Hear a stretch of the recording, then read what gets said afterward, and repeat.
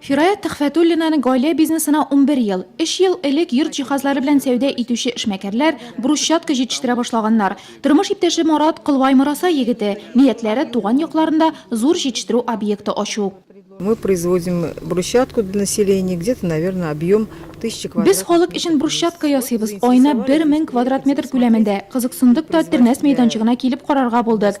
Нурлат халкы өчен җитештерәсебез килә. Әгәр дә тәкъдимнәр ошаса, үзебез өчен табышлы дип тапсак, кыйммәтле җиһазлар алып эш башларга ниятлибез. Очень дешевые.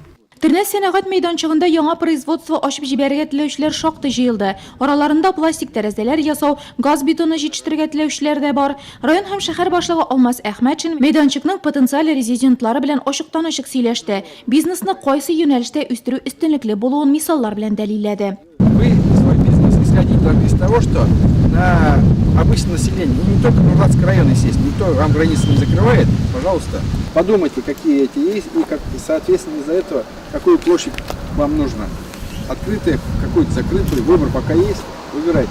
Район җитәкчесе эшмәкәрләр белән элеккеге спирт заводы биналарын карап чыкты. Сәнәгать мәйданчыгындагы инфраструктура белән таныштырды. Кайберәүләр шартлардан канәгать калып, шунда ук планнар кырды.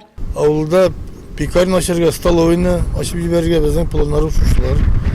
Бу авылда бул бик кирәк. Мин шушы уйлар белән монда бүген килдем. Бу киләчәктә Тернәстә безнең әле бу пекарня булып калмаячак.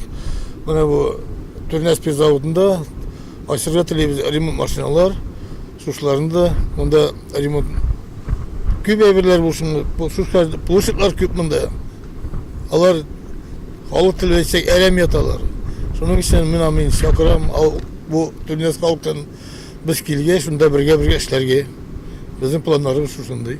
Тернәс сәнәгать мәйданчыгы резидентларына кулайлы шартлар тәкъдим ителә. Әйтик, 5 елга ташламалы аренда, шуның беренче 2 елы гомумән дә бушлай. Шулай ук урта һәм кече бизнес субъектларына 7,16% микрозаймнар бирү каралган.